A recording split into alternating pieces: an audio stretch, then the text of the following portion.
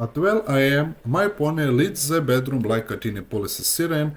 I had heard a ring the late in year, no sign the night when I kept the ringer on because I was afraid of bad news. Her name filled the screen. Mara Holland, my 50-year-old And auntie. for a second, there was only her breathing. There was only her breathing, close to the microphone, like she was hiding. Then she whispered, so softly I almost missed it. Why didn't you tell me the truth? The words weren't angry. They were worn down, like she'd been carrying them around for weeks, waiting for the moment they could finally drop. I sat up, sheets sliding off my chest, and stared at the window where the porch light glowed on wet glass. It had rained earlier, the kind of rain that makes the whole street smell like metal and leaves. Mara, I started. I saw it, she said. I saw what you left. Under your wiper, she added, voice cracking. The envelope. The one with my name. You thought I wouldn't notice. A week ago, we'd stood on her porch after dinner, close enough that her perfume warmed the air between us. She touched my wrist and whispered, don't disappear on me.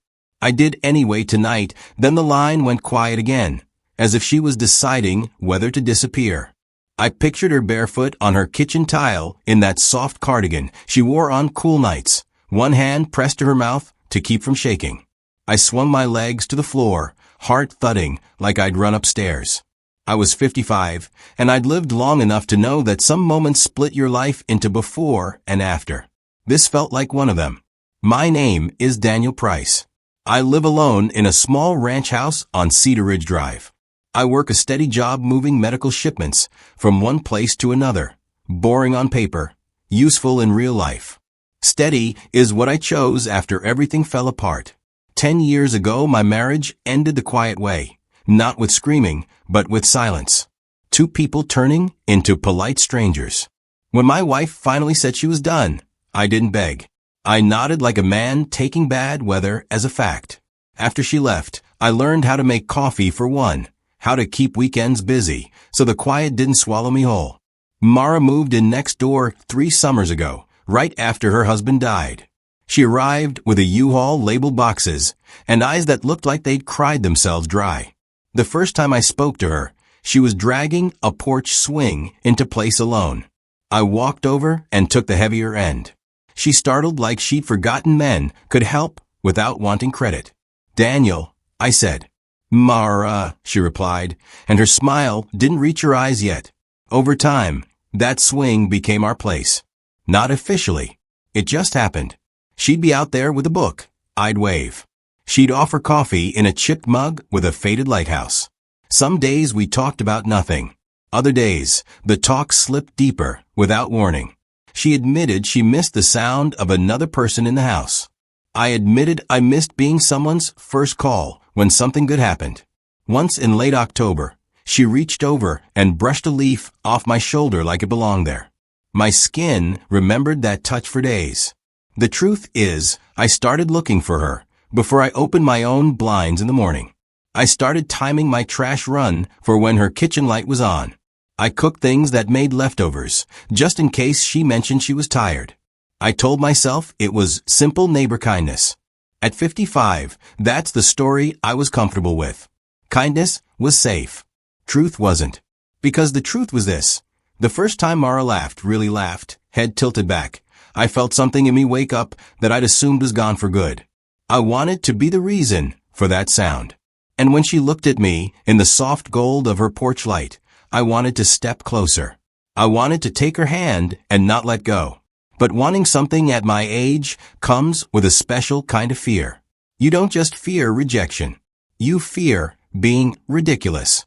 You fear that if you open your heart and it breaks again, there won't be enough pieces left. So when Mara and I finally crossed the line from neighborly to something else, something quiet, private, trembling, I made the worst decision of my life. I kept part of myself hidden. I told myself I was protecting her. I told myself I was protecting me. At 12:07 a.m., with her whispers still burning in my ear, I knew I'd only been protecting the lie. Mara, I said steadier, tell me what you saw. Her inhale was shaky. Come over, she whispered. If you're going to say it to my face. The call ended. I didn't even put on shoes. I grabbed my jacket and my keys, and I stepped outside into the cold, damp night. The street was empty, slick under the streetlights. Mara's porch light was on, bright as a confession. As I crossed the narrow strip of lawn between our houses, I realized something simple and terrifying. This time, I wasn't allowed to leave without the truth. Mara's house was quiet in that way a place gets when someone has learned to live alone. No TV chatter, no music, just the faint hum of the refrigerator and the tick of a clock that sounded too loud at night. She didn't turn on more lights. She led me straight to the kitchen, where a single lamp over the sink cast a warm circle on the counter. There was a mug of tea cooling beside her, untouched. On the table lay an envelope, creased as if it had been squeezed too hard. My handwriting stared up at me like a witness. "I didn't open it right away," she said. Her voice stayed low, controlled. I told myself it was junk mail, or a note about the fence. Anything that didn't mean what it probably meant. She slid the envelope closer with 2 fingers. "But then you vanished." A week earlier, that same kitchen had smelled like pasta and garlic and something hopeful. I'd come over with a cheap bottle of red wine and a nervous laugh, pretending it was casual. She wore a soft blue sweater that made her eyes look younger, and when she moved past me to reach for plates, her shoulder brushed my arm. It was nothing. It was everything. We ate at this table, knees close beneath it, talking about ordinary things, weather, her rose bushes, my routes for work, until the ordinary ran out and the space between words started to feel dangerous. "You ever miss being seen?" she asked, turning her glass slowly by the stem. The question landed in my chest. I looked at her hands instead of her face, because her face was too honest. "I miss being known," I said. She nodded once, like she understood the difference. Then she reached across the table and touched my knuckles with the pads of her fingers. The contact was light, polite, but my whole body reacted like it had been waiting years for permission. Her gaze held mine, steady and uncertain at the same time. "Don't disappear on me," she whispered.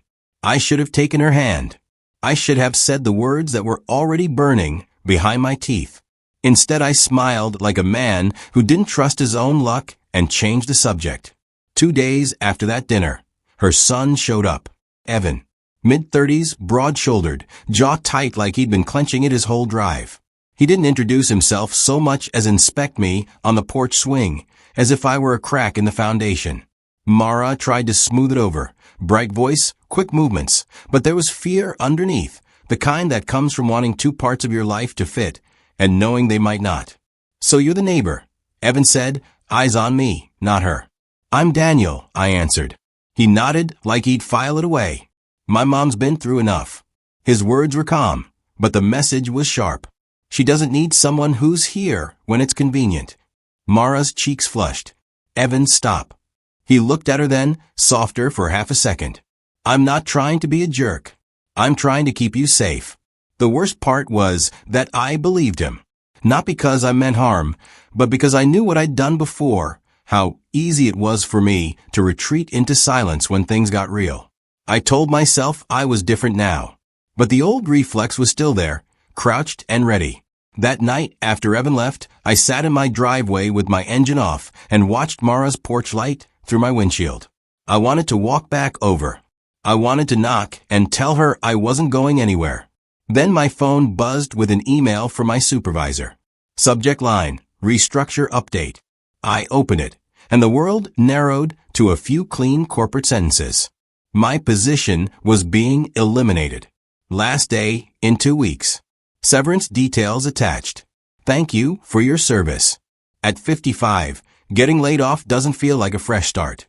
It feels like a door quietly locking behind you. Shame hit first, hot, stupid shame, followed by panic I try to swallow. I thought about my mortgage, about health insurance, about how quickly steady can turn into scrambling. And then, because I'm the kind of man I am, I thought about Mara's eyes and how I couldn't bear to have her look at me with pity. So I did what I'd always done. I planned an exit. I started calling numbers I hadn't dialed in years. My sister in Arizona. An old buddy who'd mentioned work down there. I told myself it would be temporary, just until I got on my feet. I told myself Mara would be better off without another man who might crumble in her hands. The lie sounded noble when I rehearsed it alone. The envelope on her table was the one honest thing I did.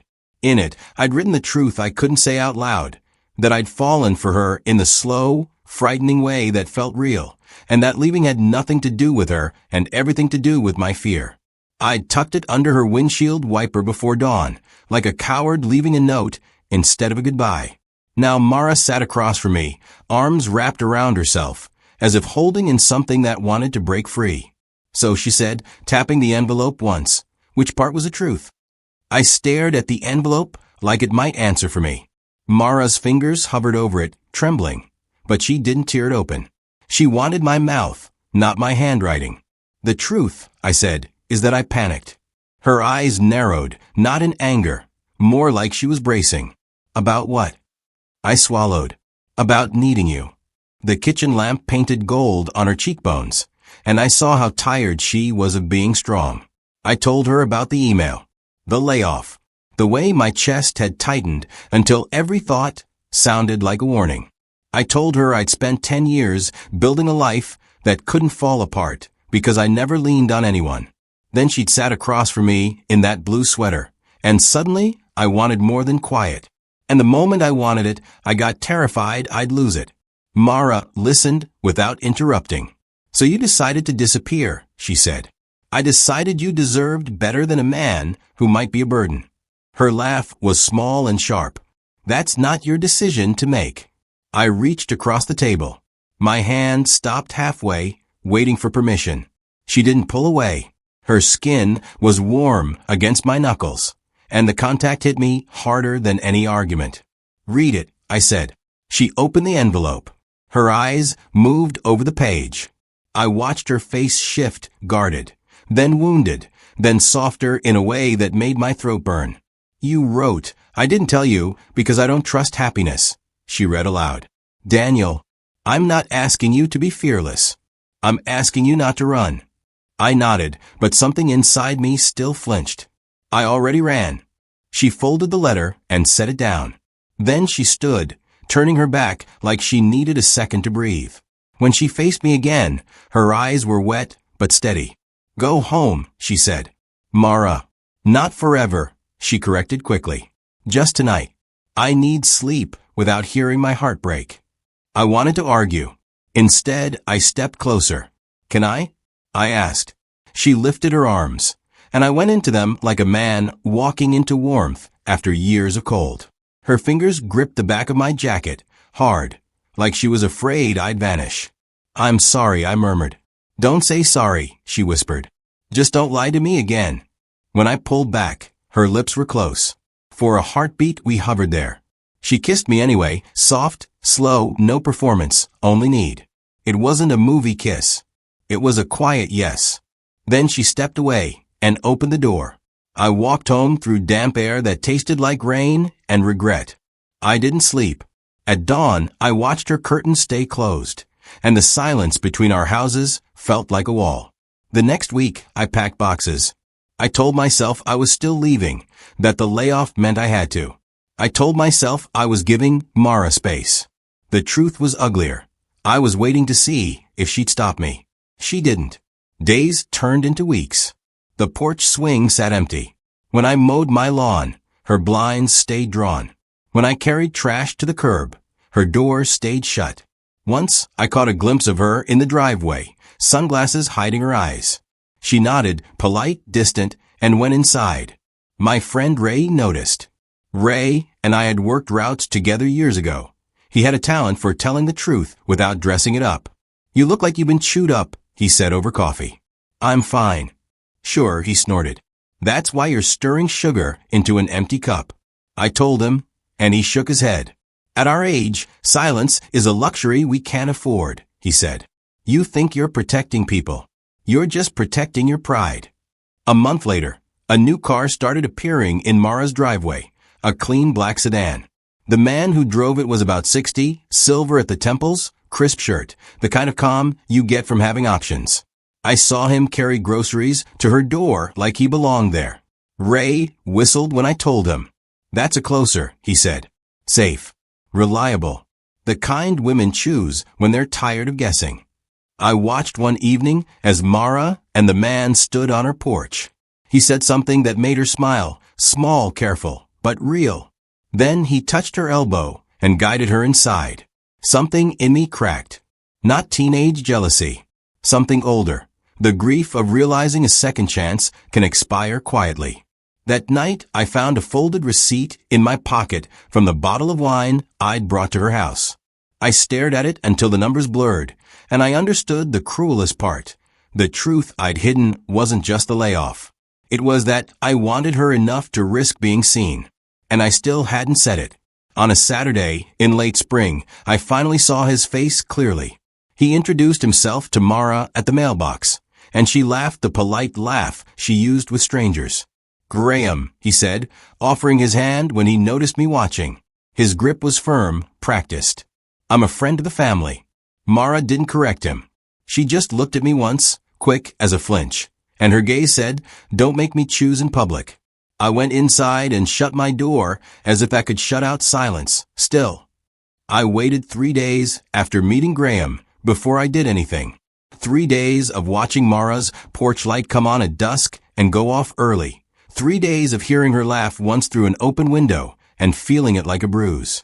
On the 4th night, rain started again, thin, steady, the kind that makes the world look washed clean, but leaves everything colder. At 11:58 p.m., I found myself on my own porch, jacket on, keys in my fist, staring at the strip of lawn between our houses like it was a distance I didn't know how to cross. My phone buzzed with a voicemail notification I'd already ignored twice. It was Mara. She hadn't called since that night in her kitchen. I kept telling myself I was giving her space. The truth was I was hiding behind it. I walked anyway. Her porch swing creaked when I stepped onto the boards. The light above the door was on, throwing warm yellow onto wet wood. For a second I hesitated, and in that hesitation I heard Ray's voice. Silence is a luxury we can't afford. I knocked once, soft, almost polite. Then I knocked again, harder, as if I could knock sense into myself. The door opened a few inches. Mara stood there in a long cardigan, hair loose around her shoulders, bare feet on the mat. Her eyes widened, then tightened like she was holding something back. "Daniel," she said, not a greeting, not an invitation. "I need to talk," I answered. Her gaze slid past me to my driveway, as if checking whether I'd brought trouble. "It's late." "I know." She opened the door a little more. The warm air from inside hit my face, smelling like chamomile and laundry soap. "5 minutes," she said. "Then you go." I stepped in. The house looked the same, clean counters, a bowl of lemons, the quiet dignity of someone who kept going. But there was another detail now, a man's umbrella leaning by the entryway, black and expensive. My stomach tightened. On the mantel, I spotted a framed photo of her and her husband at a beach, his arm around her waist, her smile half hidden like she didn't trust joy yet. Mara followed my glance and flinched. "Evan likes Graham," she said quietly. "He says Graham feels safe. He says safe is what I owe myself." I swallowed hard. Mara saw me notice. "Graham was here," she said flatly. "He left." "Is he?" The question tasted wrong. "He's kind," she cut in. "He doesn't disappear." The words hit like a slap because they were true. I took a breath and forced myself to stay still. "I'm not here to compete," I said. "I'm here because I owe you the truth in a way that doesn't fit in an envelope." Her chin lifted. "Then say it." I told her everything I hadn't said. Not the facts she already knew about the layoff.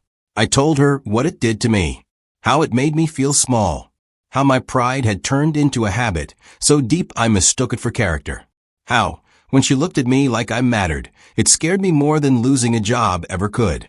Mara's eyes shimmered, but she didn't cry. She listened with that stillness that made every word feel heavier. "I didn't leave because you weren't enough," I said. "I left because you were. Because I wanted you. And wanting you made me afraid you'd see how shaky my life really was." Her mouth trembled. "You think I don't have shaky?" she whispered. "You think I don't wake up and reach for someone who isn't there?" I stepped closer, slowly, giving her time to stop me. She didn't. I touched her hand, and her fingers curled around mine with a strength that surprised me. I can't change what I did, I said, but I can stop doing it.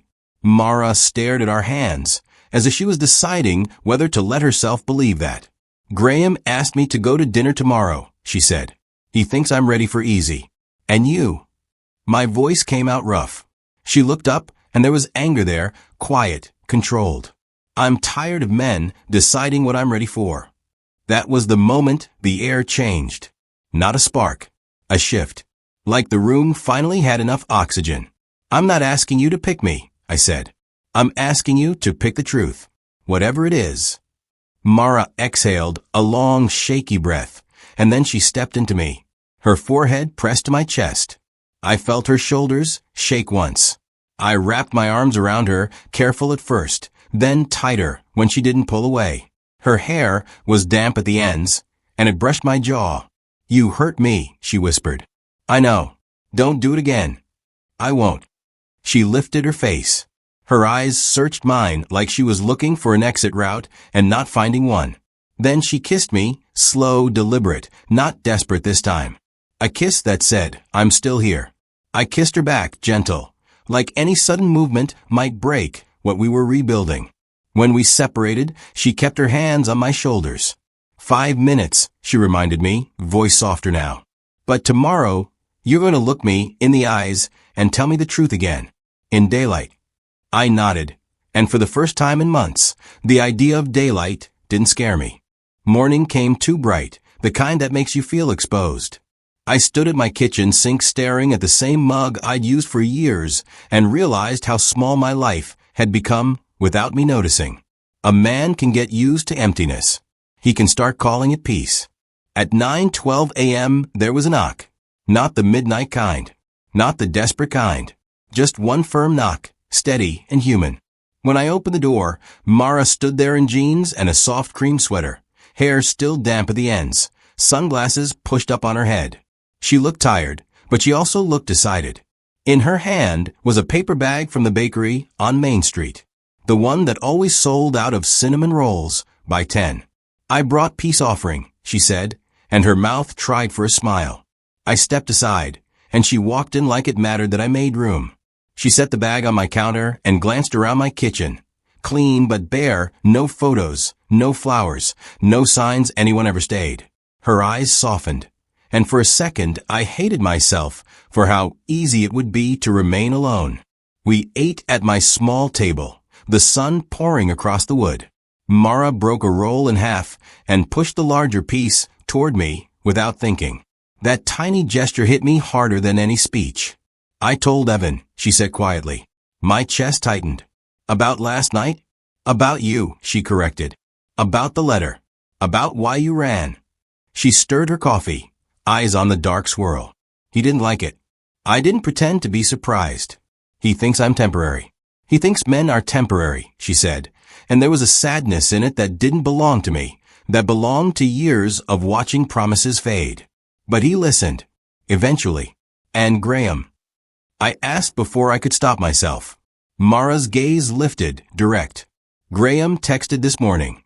Dinner, tonight. He likes plans. And you? She held my eyes. I told him no. The word landed in the room like a door closing. Not loudly, cleanly. I swallowed. Why? Because easy isn't always honest, she said. And because I'm tired of being chosen for the wrong reasons. Safe. Convenient. Quiet. Her voice softened. I want real. I sat back, hands flat on the table as if I needed something solid. Real comes with mess. I know, she replied. I've lived long enough to know that. We were quiet moment. Outside, a lawnmower started up down the street. Ordinary life. The kind that keeps moving whether you're brave or not. I have something to tell you, I said. Mara's face tightened. Don't do that, she warned gently. Don't start with that tone. It's not bad, I said quickly. It's just the rest of the truth. Her fingers curled around her mug. Go on. I didn't just lose my job, I admitted. I lined up a move. Arizona. My sister. I told myself I needed a fresh start. My throat worked. I was going to leave without looking back. Mara's jaw clenched, and pain flashed across her face like a quick storm. So even after the letter, I was still half running, I said. Because that's what I do when I'm scared. She set her mug down carefully, like if she didn't, it might shatter. And now, I took a breath and let it out slow. Now I'm staying. I already called and turned it down. I'm going to find work here, whatever it takes. Not because I'm trying to prove something. Because I don't want a fresh start that doesn't include you. Mara's eyes went glossy, but she blinked it back. You can't stay for me, she whispered. I'm not, I said. I'm staying with you. There's a difference. Her shoulders sagged a fraction, like she'd been holding herself up for months, and finally allowed the weight to drop. She stood and walked around the table. I rose too, not sure what was allowed, not sure what she needed. She stopped close enough that I felt her warmth. I don't need you to be a hero, she said. I need you to be here. My hands lifted, hesitant. She nodded once, and I touched her waist gently, like I was learning the shape of a life I'd avoided. Mara leaned into me, forehead against mine. We stayed like that, breathing the same air. I hated you, she murmured, a small shaky laugh in it. Not really. But I tried. I deserved it, I said. You deserved the truth sooner, she corrected. So did I. I kissed her then. Not a desperate kiss. A slow one. A kiss that didn't ask for a promise it couldn't keep. When we broke apart, her lips stayed close. Evan wants to meet you for lunch, she said, and there was humor in her eyes now. Apparently, he needs to look you in the eye. I exhaled. I'll go. And, she added, voice turning softer, I want you to stop treating your life like it's already over. That hit deep because it was true. At 55, I'd been living like a man waiting for the credits. Mara was asking me to step back into the story. We walked outside together a little later. The sun warmed the driveway. Birds argued in the trees. Mara reached for my hand as naturally as if she'd done it for years. Her fingers slid into mine, and the simplicity of it made my throat tighten. At the edge of the lawn, she stopped and looked at our two houses, the narrow strip between them, the distance that had felt like a wall. We lost time, she said. I know. She squeezed my hand. But we're not losing this. I nodded, and, for the first time in a long time, I didn't feel like I was bracing for something to break. I felt, quietly, stubbornly, like I'd finally chosen truth over fear.